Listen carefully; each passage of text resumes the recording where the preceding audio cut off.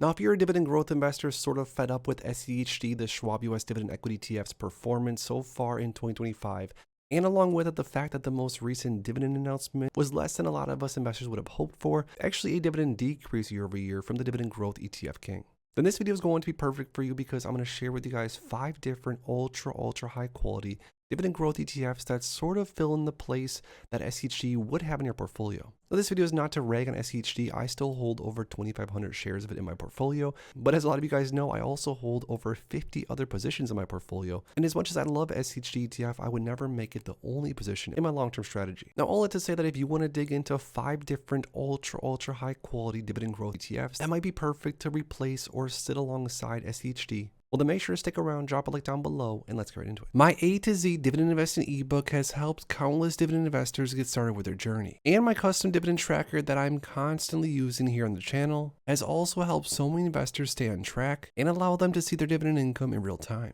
Well, today I have another treat for you guys. I'm not only going to offer you my A to Z dividend investing ebook and the custom dividend tracker, but also just for a short limited time, I'm going to be adding in my brand new weekly dividend blueprint ebook to show you how you can get started with weekly dividend ETFs and add this into your investing strategy. This offer is not going to last long, so go ahead and click the first link down below in my description, and you're going to get both ebooks and the custom dividend tracker bundle. But like I said, please act fast because this won't be around for long. Now let's get back into the video. Now again, just to make things clear, I'm not selling off SCHD in my portfolio, and I'm of course not saying that anyone should do that, but in the last 6 months or so, I have been seeing a lot of investors sort of disappointed in the return and the strategy that SCHD has offered. Now this brings me into the first ETF that a lot of investors are considering switching out SCHD for, the Fidelity High Dividend ETF, an ETF that offers dividends, offers dividend growth, and has grown a lot since inception because of the underlying holdings. Now, the Fidelity High Dividend ETF's objective is to provide current investment returns that correspond before fees and expenses, generally to the performance of the Fidelity High Dividend Index. This ETF offers around a 3% starting yield, which is not bad whatsoever,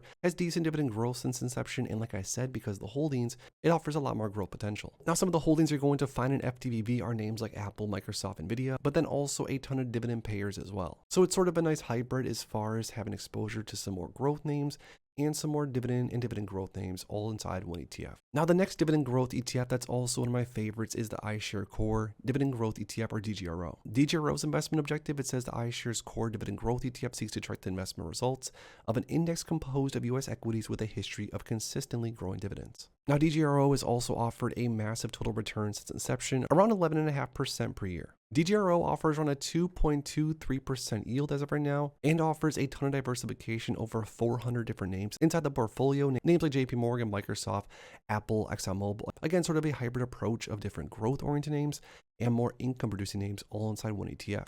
Now, that's definitely one of the things that SCHD is definitely missing. The fact that the portfolio is made up of sort of tried and true names that do offer dividends, do offer dividend growth. For the most part, that's why they made it inside the ETF in the first place. But there's not much growth exposure in this ETF compared to some of the other ones we're looking into. Now, certain times in the market, growth is going to do amazing. Certain times in the market, you're going to be happy you don't have any growth in your portfolio. But during bull markets, obviously growth names are probably going to outperform names like these. Another great ETF, one of my favorites as far as dividend growth goes, is VIG, the Vanguard Dividend Appreciation ETF. The ETF summary says, seeks to track the performance of the S&P US Dividend Growers Index. With VIG, the portfolio composition is very much so just like the last ETFs, DGRO, and of course FDBB. Sort of a nice mix of dividend growers and of course growth names all inside one ETF. Now, VIG is only going to offer around a 1.69% yield. So of course, if you're much more of an investor that focuses on income generation and not necessarily as much growth or total return, VIG is going to be on the lower end of things as far as income goes. But if you look at the cumulative return, up 480% since 2006. So again, this ETF is no joke. 2 more ETFs to go through. DGRW, this is a very slept on ETF. It offers sort of similar things to SCHD. It offers exposure to US large cap dividend growing companies by applying quality and growth screens. Now, this ETF is only going to offer a 1.5% yield, but again, this ETF is going to have a much better mix of different names that are going to offer a lot more growth exposure and of course income generation inside your portfolio. Which brings me to the final ETF that could be a good substitute or addition next to SCHD, VYM, the Vanguard High Dividend Yield ETF. This ETF seeks to track the performance of the FTSE High Dividend Yield Index, which measures the investment return of common stock of companies characterized by high dividend yields. Now, this ETF offers a larger starting yield, around 2.63%. The performance has also been very good when it comes to VYM, a little bit lower beta than some of the other names we talked about, but still up around 355% since inception. So now that I shared with you guys 5 different names that could be alternatives or, like I said, additions to SCHD, looking at all their total returns since inception. Obviously on this chart, they've all been trading a different amount of time, but I think it's safe to say that for the most part, any of these names have done pretty well since they started. Now, the crazy thing is that if we stack them up side to side, you can actually see which is the best performing since around 2016. Now, since 2016, DGRW has returned over 211%. Next, number 2 would be VIG at over 190%. Then number 3 would be DGRO, FDBV, SCHD, and lastly, VYM. Now, even VYM's total return over 144% is not necessarily bad over this time frame, but again, depending on what the market does during a certain time frame, it really depends on if growth names or value names are doing better in this time frame. That's going to depend on which ETF really outperforms.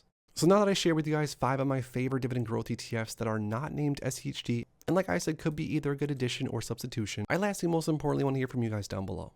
Between FDBV, DGRO, DGRW, VIG, and VYM, which of these names would you pick if I told you had to pick only one? Let me know in the comments down below. If you enjoyed this video, make sure to please drop a like on it and subscribe for more future content like this. Thanks as always for stopping by, and if you are interested in investing, make sure to check out these recent videos I posted right here.